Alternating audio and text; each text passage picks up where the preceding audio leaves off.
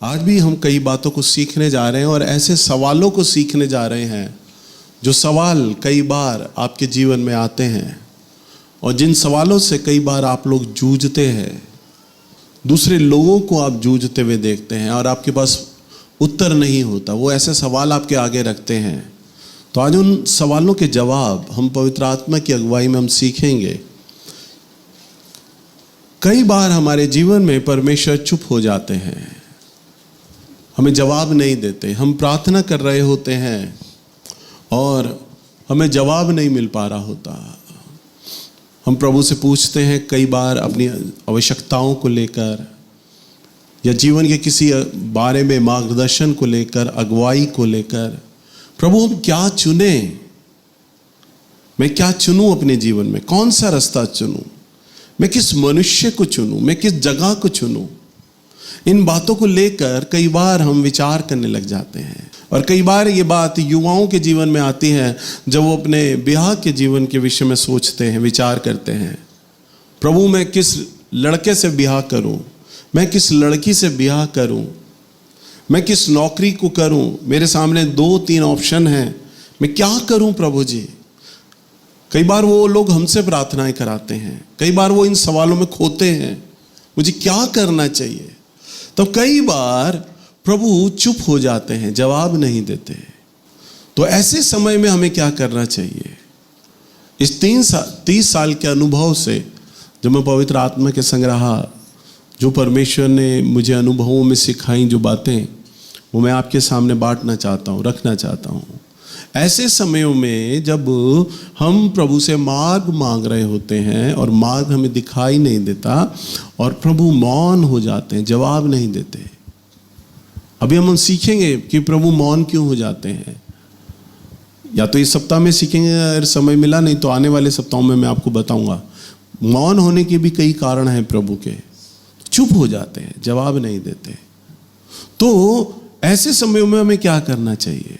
ध्यान से सुनिए। ऐसे समयों में हमें सिर्फ परमेश्वर पर भरोसा करना है, विश्वास। आपने आज तक जो कुछ प्रभु के वचन के अनुसार सीखा है, ध्यान से सुनिएगा। आप 5 साल के विश्वासी हैं, 6 साल के हैं, 10 साल के हैं, आपको आते हुए चर्च में कितना समय हो गया है और कितना आप प्रभु के बारे में सीख पाए, जान पाए। मैं आपको कई बार बोलता हूं कि आप ज्यादा से ज्यादा प्रभु का वचन सुना करें, ज्यादा से ज्यादा आप प्रभु का वचन पढ़ा करें। कई बार मैं अनाउंस करता हूं, हमारे लड़के अनाउंस करते हैं कि भैया के वचन है, आप लोगों ने सुनिए।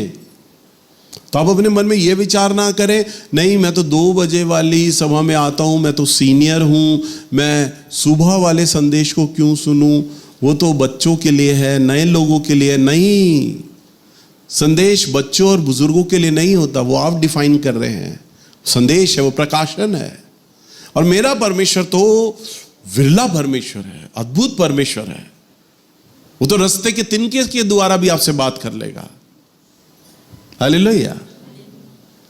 कई बार जब मैं प्रभु से प्रार्थना करता हूं, प्रभु जी वचन दीजिए, वचन दीजिए, वचन दीजिए, मैं गवाही बताता हूं आपको, तो मुझे वचन नहीं मिल रहे होते। मैं पूछता हूं, प्रभु जी क्या वचन है? एक बार मैं बाहर दुकान पे दूध लेने के लिए गया और रबड़ की चप्पल पहने हुए था। तो सुनिए, प्रभु, अभी मैंने बोला ना प्रभु तो तिनके से बात करता है। अब मैं बताता हूं कैसे बात करता है। मैं रबड़ की चप्पल पहने हुए था और दूध लेने जा रहा था। अचानक गली में गया और अचानक एक कील मेरे रबड़ की चप्पल में घुसी, इतनी लंबी, और मेरे तलवे में घुस गई और खून निकल आया। मैं वहीं रुक गया, साइड में बैठ गया, चप्पल में से कील निकाली, तलवे में से खून बह रहा था।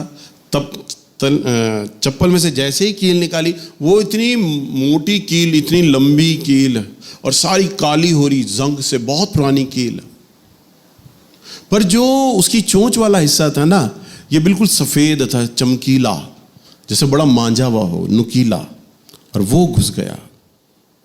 तब अचानक मेरी आत्मा में विचार आया, परमेश्वर ने विचार दिया, बोले अभिषेक जब पुराना हो जाए तो वो किसी काम का नहीं रहता। इस पे संदेश दे। हालेलुया। अचानक प्रकाशन मिला, कील को देखने के, पूरा कील जंग से सना हुआ है, काम की नहीं है, पर जो नुकीला है ना, धारदार हिस्सा जो घायल करेगा, जो चुभोएगा, वही तो तेज है। हालेलुया। तब अचानक मुझे अभिषेक के बारे में वचन मिला। मैंने आपको बोला तो प्रभु तो कहीं से भी बात कर लेते हैं, तिनके से भी बात कर लेते हैं। अगर प्रभु ने बात करना है आपसे, प्रभु के हाथ को कौन रोके, उसकी जबान को कौन पकड़े अगर वो प्रभु बोलने लगे तो। पर वो बोलते ही नहीं, चुप हो जाते हैं। ऐसे समयों में आप इतने सालों से आ रहे हैं, आप वचन को सुन रहे हैं, आप क्या सुन रहे हैं बीते वर्षों से? तभी तो मैं आपको कहता हूं, YouTube में बीते जो सुबह के समय वचन दिया गया, 10 बजे वाली में, 11 वाली में, आप सुनो। भले ही वो रिकॉर्डेड है, परंतु आप उसको सुनो, बैठने के लिए सुनो। प्रभु, मैं सुबह वाली सभा में नहीं था, मैं तो 2 बजे वाली सभा में गया था, परंतु सुबह वाली सभा में आपने बोल रहा है, प्रभु मैं सुनने के लिए तैयार हूं, आप बोलो। आप जब सुनने के लिए तैयार हो जाओगे ना, आप बोलो प्रभु, ज्ञान को बढ़ाने के लिए नहीं, मैं ज्ञान को बढ़ाऊंगा ना, सुनने के लिए। प्रभु मैं YouTube पर वचन लगा रहा हूं, सुनूंगा, आप क्या कहना चाहते हो। कान को तैयार रखो प्रभु के लिए, सुनना चाहता हूं। प्रभु 9 बजे वाली सभा में जो सिर्फ मैं नए लोगों को बड़ा प्यारा सा हल्का सा वचन देता हूं, 10 बजे वाला बड़ा हल्का सा वचन देता हूं। शायद वो किताब आपने पढ़ी है, दृष्टांत पढ़े हैं, उदाहरण सुने हैं, गवाहियां सुने, आपको सब मालूम है। मैंने कहा ना, मेरा प्रभु विरला है, अद्भुत है। वो सुबह वाले उस हल्के वचन से भी आपको ऐसा प्रकाशन दे देगा कि आपका जीवन का उत्तर दे देगा वो। हालेलुया। पर आप सुनो तो सही। जब आप प्रभु के वचन को पढ़ते हो, बार बार सुनते हो, आप परमेश्वर के चरित्र को समझने लग जाते हो, उसके करैक्टर को समझने लग जाते हो, उसका नेचर पता चलने लग जाता है। प्रभु का नेचर पता चलता है हमें वचन से। समझ रहे हैं ना आप लोग? उसका स्वभाव पता चलता है, प्रभु क्या नेचर का व्यक्ति है, क्या उसका चरित्र है। तब आपको आसानी हो जाती है निर्णय लेने से। क्या मैं ये नौकरी करूंगा तो क्या प्रभु इसके विषय में क्या राय देंगे, आपको पता रहेगा। प्रभु का मन आप जानते होगे, प्रभु क्या बोलेंगे इस विषय में मुझे। मैं ब्याह के लिए अगर इस लड़की को चुनता हूं, इस लड़की का इस परिवार से लेना है, ये लड़की प्रभु में है या नहीं है, ये लड़का प्रभु को जानता है या नहीं जानता। जितनी भी जवान लड़कियां सुनो, लड़कियां सुनो, सारे लड़के सुनो, लड़की विचार करे, क्या ये लड़का प्रभु में है या नहीं है, क्या ये लड़का प्रभु में है या नहीं है, और अगर है प्रभु में तो क्या इसका स्टैंडर्ड है, क्या इसका स्टेटस है प्रभु में, किस अवस्था की मैच्योरिटी है इसके अंदर प्रभु को लेकर, कितना प्रभु को जानता है। तो जब आप प्रभु के चरित्र को जानोगे ना, क्योंकि वचन को आप सुनते आए हो, वचन पढ़ते आए हो, तो आपको परमेश्वर का चरित्र मालूम है, उसका स्वभाव मालूम है, उसका नेचर मालूम है। आपको पता रहेगा प्रभु क्या इस लड़के के लिए हां करेंगे या नहीं करेंगे, आपको पता चल जाएगा बिना प्रभु के बताए। हालेलुया, है ना। अब मेरे दोनों बेटे बैठे हैं, शारून और बेटा शान, और ये दोनों मेरे बच्चे हैं, मेरी औलाद हैं। अगर इनको कोई आकर बोले, शानू तेरा पापा तो यूं बोल रहा था, तो वो बात सुनते ही उसे पता चलेगा कि पापा क्या ऐसा सोच सकते हैं, क्या पापा ऐसा बोल सकते हैं मेरे लिए, उसे पता चल जाएगा। और वो सामने वाले को तभी उत्तर दे देगा कि आप झूठ बोल रहे हो, मेरे पापा कह ही नहीं सकते। किस भी हक पर बोलेगा, क्योंकि मेरे साथ इतना साल समय बिताया, मेरा नेचर जाना, उसे पता है पापा ये बात बोलेंगे या नहीं बोलेंगे। ऐसे ही स्वर्गीय जो पापा है, जब आप उसके साथ समय बिताते हो, जब वचन पढ़ते हो, तो वचन सुनते हो, आपको परमेश्वर का चरित्र, प्रभु का स्वभाव पता होगा। और जब प्रभु चुप्पी बांधे होंगे ना आपके जीवन में, आपको जवाब नहीं दे रहे होंगे, तब प्रभु का नेचर आपके काम आएगा। हालेलुया, प्रभु का चरित्र काम आएगा आपके जीवन में। मुझे याद है, मुझे जब कोविड हो गया था, मुझे अस्पताल ले जाया जा रहा था, तो मैं जब सोता था तो शैतान बार बार बोलता था मेरे कान में, देख तेरे बच्चे साथ में सो रहे हैं, साथ वाले कमरे में तीनों बच्चे, उन्हें तेरी चिंता ही नहीं है। देख तेरी पत्नी कैसे बेसुध होके सो रही है, उसे भी तेरी चिंता नहीं है। तू कहता है तेरी कलीसिया बहुत बड़ी है, तू कहता है तेरी कलीसिया तुझे बहुत प्यार करती है। कौन है यहां पर तेरे लिए? कोई है? कोई नहीं है। तू मर जाएगा। इस जीवन में कोई तुझे प्यार नहीं करता, किसी को तेरी चिंता नहीं, तू क्यों जीवित है? वो बार बार मुझे बोलता, बार बार मुझे चिंता, डिप्रेशन देने के विचार करता। फिर मैं अस्पताल चला गया, आईसीयू में रहा 5 दिन। आईसीयू में पता ऑक्सीजन चढ़ा होता है, बार बार डॉक्टर नर्स 24 घंटे बैठे होते हैं, एक डरावना माहौल होता है, आसपास के लोग मर रहे हैं। मैं जिस अस्पताल में था वो कोविड का ही था। मेरे से छोटे छोटे लड़के लड़कियां मर रहे थे। 40 साल की औरत मेरे सामने दम तोड़ दी, जो मेरे से बहुत छोटी, उसने दम तोड़ दिया। शैतान विचार देता, देख तू ऐसी जगह है, अब तू मर जाएगा, तुझे कोरोना हुआ है, किसी को तेरी चिंता नहीं, कोई नहीं आ रहा तुझसे मिलने, तू मर जाएगा। परंतु मैं तो परमेश्वर का चरित्र जानता हूं, उसके स्वभाव को जानता हूं। कई साल रहा, मैंने कहा मेरे परमेश्वर ने मेरे जीवन के विषय में जो प्रतिज्ञाएं की है ना, अभी तो वो पूरी नहीं हुई। और मेरा परमेश्वर ऐसा है जो झूठ बोलने वाला नहीं है। मेरा परमेश्वर ऐसा है जो वायदों को देकर मुकरने वाला परमेश्वर नहीं है। वो पूरा करेगा अपनी बातों को। मैं यहां से जाऊंगा।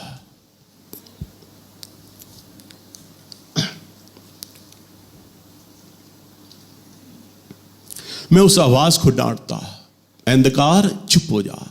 मैं प्रार्थना करता, प्रभु यीशु तेरे नाम से मैं इस अंधकार को बांधता हूं, इसके विचारों को बांधता हूं। आमीन करने के बाद फिर हंसी की आवाज आती। शैतान विचार देता, बोलता, मूर्ख, बंधा, तू तो अभिषिक्त कहलाता है ना, क्या मैं बंधा? नहीं बंधा ना। क्यों नहीं बंधा?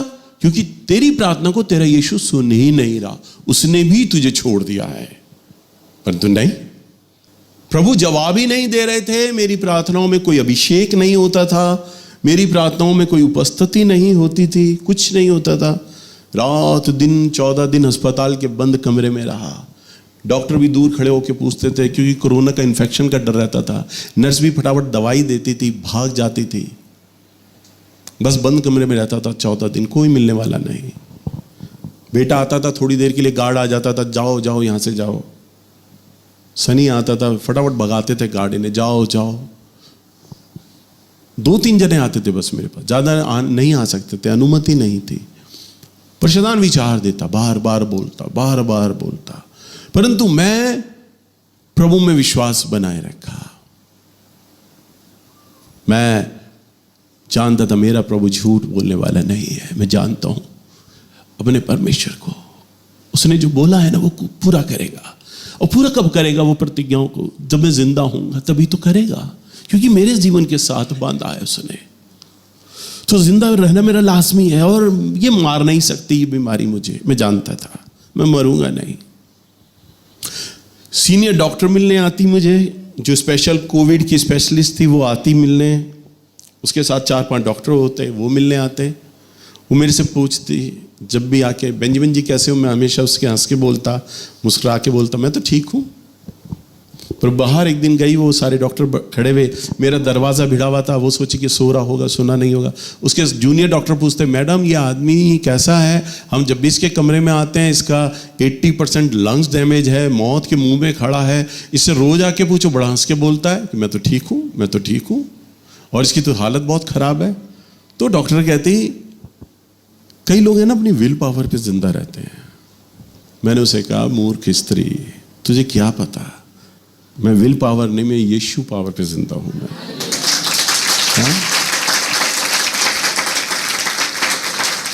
वो अपनी प्रतिज्ञाएं पूरी करने वाला परमेश्वर है। और मैं लौट आया वापस, खड़ा कर दिया। और जिस रात में आया, मेरे बेटे ने मुझे कार से उतारा, मेरी ऑक्सीजन कम हो गई, मैं अपने घर के बाहर दरवाजे पे गिर गया, गली में गिर गया। मार्क भाई वहाँ पर थे, मेरी पत्नी थी, ज्योति थी, तीनों ने पकड़ कर खींच के मुझे सोफे पे लेटाया। फिर ये आया मेरा बेटा शानू कार लगाकर, मुझे गोद में लेके गया, पलंग पर लेटाया। मैं पलंग पर भी नहीं जा सकता था, मेरी हालत ही नहीं थी, बहुत कमज़ोर। मेरे दोनों भाई बहन आ गए मुझसे मिलने, बात करने। 2 घंटे तक बैठे रहे कि भाई से कुछ बात होगी, पर शब्द को जो बोलने की ताकत लगती है ना, वो भी मुझ में नहीं बची थी, मेरे से बोला भी नहीं जा रहा था। तो ऐसी अवस्था थी। परंतु रात को प्रभु आए, रात को प्रभु ने कहा मैं तुझे फिर चंगा कर दूंगा, तू फिर चलने फिरने लगेगा 2-3 दिन में। और मैं फिर चलने फिरने लग गया।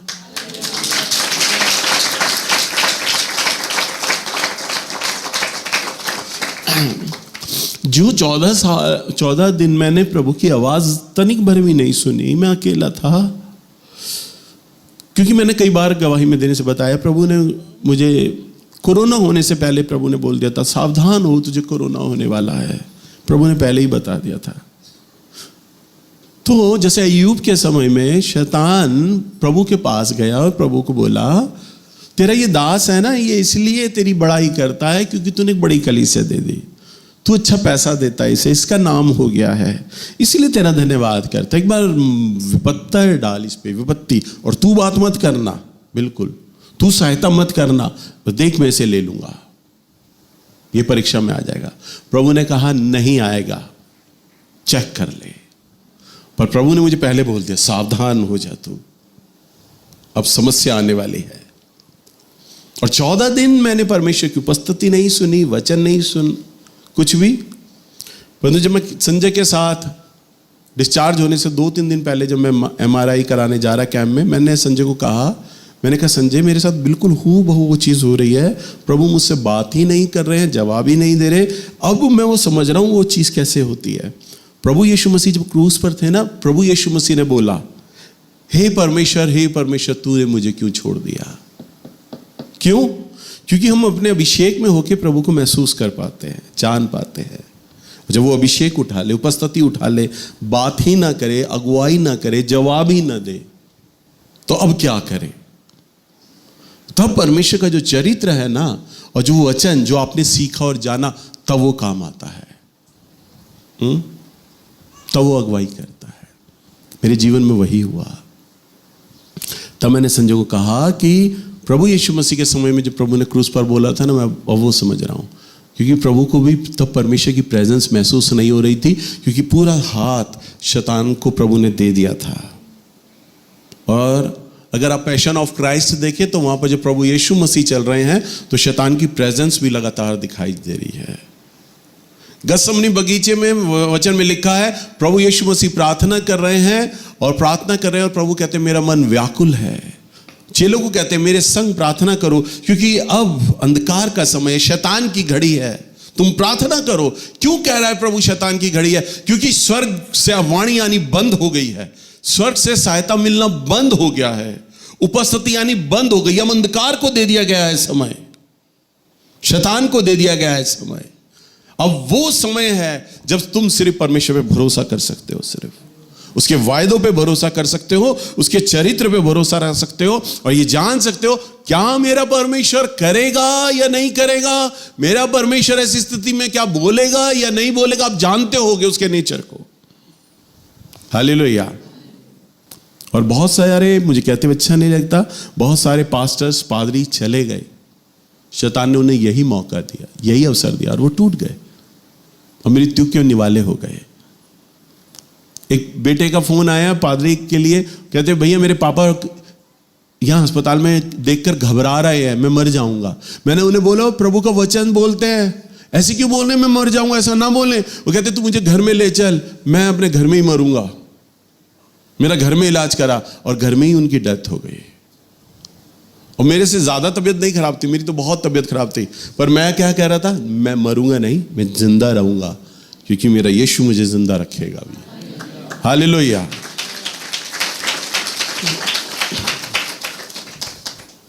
आप प्रभु के चरित्र को जब जानते हैं तब फैसला अब आपको लेना है। इस लड़के के विषय में प्रभु क्या बोलेंगे मुझे, क्योंकि आप प्रभु को जानते होंगे, जितनी चर्च की लड़कियां हैं वो जानती होगी इस लड़के के विषय में मुझे प्रभु क्या कहेगा, या इस लड़के के विषय में क्या कहेगा, इस नौकरी के विषय में मुझे क्या बोलेगा, इस नौकरी के विषय में मुझे क्या बोलेगा। क्योंकि आप प्रभु का मन जानते होगे, आपको फैसला लेने में बड़ी आसानी हो जाएगी। हालेलुया। अगर आप देखें तो केवल आपके साथ ये समस्या नहीं है, ये तो आदि अनादि काल से समस्या चल रही है। कई बार प्रभु चुप हो जाते हैं। बाइबल के कई पात्र हैं जहां पर परमेश्वर ने उनसे भी बात नहीं किया। अगर हम देखते हैं दाऊद के जीवन में भी प्रभु ने बात नहीं किया। अगर हम देखें प्रभु का वचन, भजन संहिता की किताब, इसका 22 अध्याय और इसका पहला और दूसरा पद हम मनन करते हैं। हे मेरे परमेश्वर, हे मेरे परमेश्वर, तूने मुझे क्यों छोड़ दिया? तू मेरी पुकार से और मेरी सहायता करने से क्यों दूर रहता है? मेरा उद्धार कहाँ है?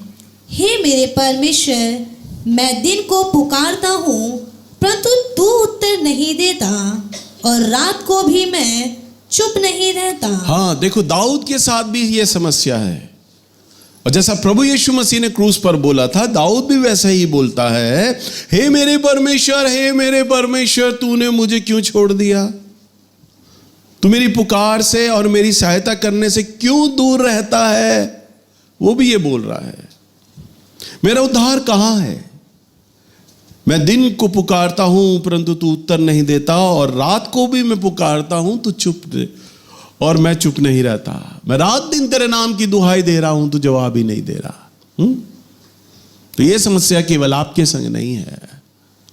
कई बार आप ये विचार कर सकते हैं, शायद मैंने कोई पाप कर दिया, शायद मेरी कोई गलती हो गई होगी, शायद कुछ ऐसी बात रही होगी।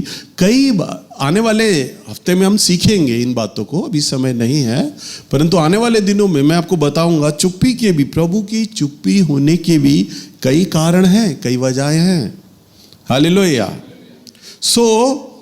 मुझे लगता है कि गलती हमसे हमेशा यही होती है, नंबर 2 चीज, कि परमेश्वर बोल तो रहा है परंतु हम कभी उसे पहचानते नहीं। Number 2 point. एक पॉइंट ये है, हमने सीखा कि प्रभु चुप हो जाते हैं, प्रभु हमसे बात नहीं करते। नंबर 2, और कई बार प्रभु हमसे बात इसलिए भी नहीं करते कि प्रभु ने हमसे बोला परंतु हम पहचान नहीं पाए। समझ पा रहे हैं आप लोग? हम पहचान नहीं पाए। प्रभु बोलते हैं, कैसे बोलते हैं? उदाहरण के लिए, मुख्य रूप से सरल प्रभु का जो माध्यम है बात करने का, वो परमेश्वर अपने वचन से बात करता है। वचन से, अपने वचन से बोलता है। आप जब बाइबल पढ़ रहे हैं तब वो बोलेगा, जब वचन सुन रहे हैं तब वो बोलेगा, आप वचन को जब लिखते हैं तब वो बोलेगा। ध्यान से सुनिए, मैंने अभी क्यों कहा आप 9 बजे वाली सभा का, 11 बजे वाली सभा का संदेश को सुने? क्यों? जब आप संदेश को सुनेंगे तो प्रभु आपसे बोलेगा। अगर आप संदेश ही नहीं सुनेंगे तो क्यों कर बोलेगा? कैसे बोलेगा? तो उसका जो सबसे आसान और सरल तरीका होता है वो होता है, परमेश्वर कैसे बात करेगा आपसे? वचन से बात करेगा। तो जब मैं सप्ताह भर रहता हूं अपने घर में, तो कई बार मैं ये प्रार्थना करता हूं, उपवास करता हूं, प्रभु मैं संडे के दिन जा रहा हूं, आपने बात करना है लोगों से, आपने मिलना है लोगों से, आप बात करिएगा। ऐसा होता है ना? तो प्रभु से जब मैं लगातार प्रार्थना कर रहा होता हूं और मेरे मन की तैयारी होती है कि प्रभु आप मुझे इस्तेमाल करें, तो जब ये वचन पे अभिषेक आ जाता है और जब मैं वचन को लेकर प्रार्थना करता हूं तो प्रभु उन वचनों में बात करना आरंभ कर देते हैं। जैसा कि अभी दीपांशु गवाही दे रहा था, प्रभु ने पिछले सप्ताह भविष्यवाणी पे संदेश दिया, तो प्रभु ने उस वचन से उस अमुक जगह पे मुझसे बात किया। तो जब मैं चुने जाने के ऊपर पिछले सप्ताह बात कर रहा था, प्रचार कर रहा था, तब उसने बताया कि भैया जब ये वाला वचन दे रहे थे तो प्रभु ने उस अमुक जगह पे मुझसे बात किया। यानी प्रभु दीपांशु से बात करना मांग रहे हैं, परंतु वचन के शीर्षक भले ही अलग हो, सुनना ध्यान से, परंतु बात उसने कर ली प्रभु ने। मैंने भी आपसे कहा ना, प्रभु के हाथ को कौन रोके? वो तो आराधना में भी आपसे बात कर लेगा। मैं वचन भी नहीं दूंगा ना, तो प्रभु ने बात करना है किसी से, तो वो तो आराधना में भी हो रही होगी, वो तब भी बात कर लेगा। परंतु आपके कान तो खुले हो, सुनने के लिए तैयार हो।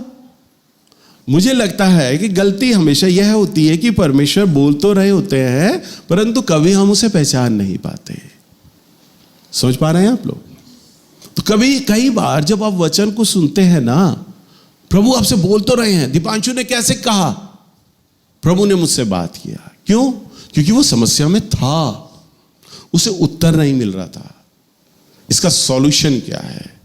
उत्तर क्या है? तो उत्तर पवित्र आत्मा ने उसे वचन से दे दिया। जब उसने उत्तर भी जान लिया, उसके बाद भी उसने बोला मेरा मन कठोर था, मैं माफी मांगना नहीं चाहता था, मैं आना नहीं चाहता था। तो ऐसे ही प्रभु भी आपसे वचनों से बात करते हैं। 2 बजे वाली सभा में, 1 बजे वाली सभा में आपसे बात करते हैं, पर आप वचन को सुन के ना अनसुना कर देते हैं। वचन को सुन के अनसुना। मैं ऐसे नहीं चल सकता। सुनने में बड़ी अच्छी बात है, गवाही बड़ी अच्छी बात है, मैं विश्वास भी करता हूं बाइबल में प्रभु ने जो बोला है वो सच कहा है।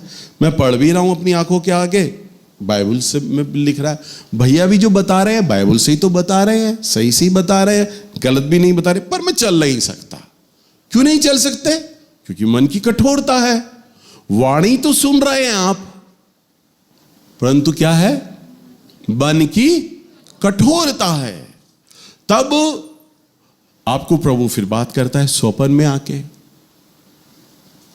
प्रभु बात करता है। फिर आप मन की कठोरता दिखाते हैं, नहीं ये सपना ऐसे ही आ गया होगा। क्यों? दीपांशु ने क्या बोला? मेरा मन कठोर था। आपका भी मन कठोर होता है। क्यों कठोर? क्योंकि प्रभु आपकी इच्छाओं को कुचल देता है। वहां पर जो आप चाहते हैं ना, वैसा परमेश्वर नहीं चाह रहे होते। जो फैसला आप लेना मांग रहे होते, परमेश्वर वो फैसला नहीं लेना मांग रहे होते। मैं रोते हुए रोज प्रतिदिन, मालूम है एक प्रार्थना में क्या बोलता हूं मैं ये बोलता हूं, प्रभु तू कहता है अपने वचन में कि जो डाली मुझ में बढ़ती है मैं उसे काटता हूं और छांटता हूं। मुझे काट और मुझे छांट, मेरी पत्नी को छांट और काट, मेरे 3 बच्चों को छांट दे और काट दे। मैं यूं बोलता हूं, प्रभु इन्हें छांट और काट। देखो एक ऐसा बाप जो अपने बच्चों के लिए छांटना और काटना मांगेगा। आप अपने बच्चों के लिए क्या मांगोगे? आशीष है। मैं क्या मांगता हूं? छांट काट। प्रभु ऐसी परिस्थितियों में डाल कि तुझे जान ले, तेरी सेवा में आ जाए। मैं ये प्रार्थना कर रहा होता हूं, रो रो कर बोल रहा होता हूं। क्यों? छांट इन्हें प्रभु, काट दे इन्हें, क्योंकि तू कहता है छांटने और काटने के बाद ताकि वो और फले। हालेलुया। कौन बच्चा बाप है जो अपने बच्चों को श्रापित करे? मैं श्रापित नहीं कर रहा, मैंने फलवंत होने के लिए छांटना और काटना कह रहा हूं। तो परमेश्वर ऐसे ही आपको भी छांटना और काटते हैं। वचन में होकर छांटते हैं, काटते हैं, स्वप्न में छांट रहे और काट रहे होते हैं। आपके अगुवे के द्वारा आप मेरे पास आओगे, मेरे घर में आओगे, नीचे आओगे, मुझसे मिलोगे, बातचीत करोगे, हंसी मजाक होगा।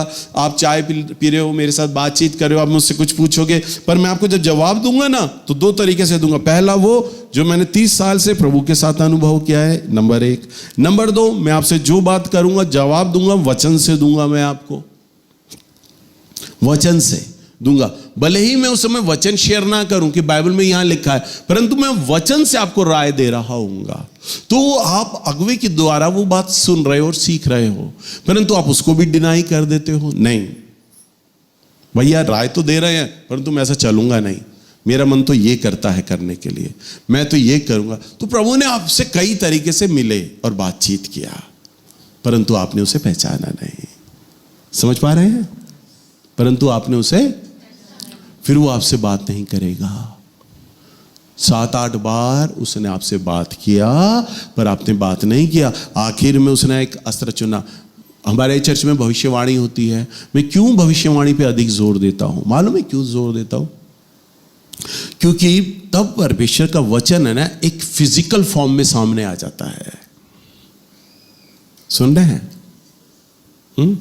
अगर मान लो प्रभु आपको बोले अगर तू मेरा वचन नहीं सुनेगा तो निर्धन हो जाएगा, कंगाल हो जाएगा, बंधुआइयां आ जाएंगी। आप वचन में तो सुन रहे हो, पादरी आपको वचन सुना रहा है, आप सुन रहे हो, अच्छा हम तो चर्च भी आते हैं, सब कुछ है, ठीक ठाक है, निर्धन तो नहीं होंगे, बंधुआई तो नहीं आएगी, आप सुन के अनसुना कर देंगे। परंतु यही बात अगर आपको स्वप्न में आ जाए तो आप गरीब हो गए, कटोरा लेके भीख मांग रहे हैं, खाना नहीं खा पा रहे, आपका परिवार भूखा मर रहा है, तब आप रोते हुए आएंगे और प्रार्थना कराएंगे, भैया जी मैंने ऐसा सपना देखा है। क्यों? कई दिन से तो प्रभु आपके विचारों में यही तो बोल रहे थे, तब तो आपने ध्यान नहीं दिया, पर सपना आया तो ध्यान दे दिया। और भविष्यवाणी तो उससे भी पावरफुल है। तब भविष्यवाणी करने वाला चाहे कोई भी व्यक्ति हो सामने, परंतु जब पवित्र आत्मा उसके द्वारा जब बात करता है ना, तो आपको कंफर्मेशन हो रहा होता है, ये बात तो ये व्यक्ति जो भविष्यवाणी कर रहा है ये जानता ही नहीं है, परंतु प्रभु जो मुझसे कई दिन से बोल रहे थे वो भविष्यवाणी में होकर बोल रहा है। फिर वो भविष्यवाणी में बोलेगा, तभी तो वचन में लिखा भविष्यवक्ता उसका मुंह होता है। फिर वो भविष्यवाणी में होकर बोलेगा अंतिम बार। और वचन में लिखा है जहां प्रॉफिट आता है, जब भविष्यवक्ता आता है, जहां नबी आता है, वहां सीधा जजमेंट आ जाता है, न्याय आ जाता है। उसके आगे प्रभु के पास ऑप्शन बचा ही नहीं। अब प्रभु कहता है अब तो ऑप्शन ही नहीं है मेरे पास कुछ, अब मैं क्या बातें करूं, सब हर तरह से तो इसे समझा के बता लिया, अब तो नबी को भी भेज दिया, भविष्यवाणी भी हो गई, अब भी नहीं समझ रहा, अब तो मैंने जजमेंट करना है ताबड़तोड़। समझ पा रहे हैं आप लोग? फिर तो प्रभु ने बंधुआई डालनी है, कुछ डालना है, श्राप डालना, आशीष देनी है, फिर वहां जजमेंट आता है। तो जब भविष्यवाणी होती है तो प्रभु आपसे बात करता है और उस भविष्यवाणी में सीधा आपसे क्लियर कट बोलता है, तुम ये कर रहे हो, तुम्हारे जीवन में ये कमी है। और जितने लोगों के विषय में प्रभु ने ध्यान से सुनना, बीते दिनों में जितने भी लोगों ने, चाहे किसने भी भविष्यवाणियां करी हों, तो जितने भी दिनों में भविष्यवाणियां हुई हैं आपके जीवन के विषय में, और प्रभु ने आपको करेक्ट करने के लिए बोला है, और आप कटने और छटने के लिए आपने मना कर दिया है। और अगर आपने मना कर दिया है, आप ढीठ बने रहे, आपने कुछ भी प्रभु के आगे तर्क रख दिया, मेरे आगे तर्क रख दिया। एक कहावत है ना, बुजुर्ग लोग बोलते हैं दाई से पेट नहीं छिपता, तो आत्मिक पिता से है ना अपने बच्चे नहीं छिपते। आत्मिक पिता से मैं आपके घर आऊं या ना आऊं, परंतु आपकी शक्ल, आपसे मिलना, मुझे सब मेरी आत्मा में महसूस हो जाता है, क्योंकि मेरे बच्चे हैं, तो मेरे आत्मिक बच्चे हो, मुझसे कुछ भी नहीं छिपा सकते। परंतु मेरे क्वायर के बच्चे, जवान लड़के लड़के इतने चालाक बन जाते हैं, कई बार वो सोचते हैं भैया जी को तो दुनिया का नॉलेज ही नहीं है, इन्हें तो बाइबल का नॉलेज है, और वो झूठ बोलते हैं बड़े प्यार से, सोचते हैं झूठ। और मैं भी हंस रहा होता हूँ, मैं कहता हूँ मूर्ख, तू मुझे पागल बना रहा है। तो भी बाप वाला मन है ना, पिता हूं मैं, इनका बड़ा भाई हूं, मैं मूर्ख बन जाता हूं इनके साथ, परंतु मैं इनको करेक्ट कर रहा होता हूं, तो भी मैं अपने काउंसलिंग में, मजाक में इनको करेक्ट कर रहा होता हूं। मुझे पता है गलत है, तू सुन ले तो भी, क्योंकि गलती बताकर मैं शर्मिंदा नहीं करना चाहता। शर्मिंदा नहीं, प्रभु शर्मिंदा नहीं करते किसी को। तो मेरा बच्चा है वो, मैं बोलूँगा तो उसकी नज़रें झुक जाएंगी, रोएगा, मुझे अच्छा नहीं लगेगा, परंतु मैं काउंसलिंग में उसे करेक्ट करता हूं। तो सुनो आप ध्यान से, तो परमेश्वर जब बात करेगा तो भविष्यवाणी में होकर बात करेगा, और भविष्यवाणी में जब वो आपसे वायदे लेता है, सुन लो, उसे लिख लो। प्रभु ने आपके लिए जो जो बोला उन बातों को लिख लो, और उन बातों को प्रतिदिन प्रार्थना में बोलो, क्योंकि वो परमेश्वर के प्रॉमिसेस हैं, वायदे हैं। सुन रहे हो? क्या है? वायदे। जब सन 2000 के अंदर 2020 में जब नवीन भैया आए थे नवंबर महीने में, मेरी पत्नी वहां बैठी थी, जब मेरा बेटा शान है, तो नवीन भैया ने यहां से बोला, भाभी बहुत रह लिया किराए के मकान में, अगला साल जैसे ही शुरू होगा, शुरू होते ही प्रभु आपको आपका मकान देने जा रहा है, ये बोला। और अब मेरे पास पैसा नहीं, कुछ भी नहीं, पैसा भी नहीं, परंतु मैंने कई बार आपको बताया, प्रभु ने बड़े अजीब तरीके से अगले साल ही हमें फ्लैट दे दिया। हालेलुया। कैसे? प्रभु ने बोला था। और उन दिनों मुझे कोविड था, मेरी पत्नी, मेरा बेटा किराए के मकान देख रहे थे, क्योंकि गली हमारी चौक हो गई थी, पानी था। मेरा बेटा बैठा है, इससे पूछ सकते हैं। मैं इसे बोलता था क्यों किराए का मकान देख रहा है, इसकी मम्मी को बोलता क्यों किराए का मकान देख रही है, फर्नीचर खराब हो जाएगा। 2-3 महीने की बात रह गई है, नए वाले मकान में जा रहे हैं। मेरी बीवी हमेशा मुझसे कहती तुमने पैसा जमा किया है खरीदने के लिए, कैसे लोगे, कहाँ है पैसा। मैं उसको यही जवाब देता, मेरा प्रभु ने बोला है ना, वो अपने आप दिला देगा। हालेलुया। तो जो भविष्यवाणी अगर आप याद रखोगे और प्रार्थनाओं में रखोगे उसे, तो वो पूरी होंगे। और भविष्यवाणी होने के बाद अगर आप सो गए, अब तो प्रभु ने बोला वो अपने आप करता रहेगा, नहीं होने वाला कुछ। भविष्यवाणी के लिए सतर्क होना है कि प्रभु ने हमसे क्या कहा है। हालेलुया।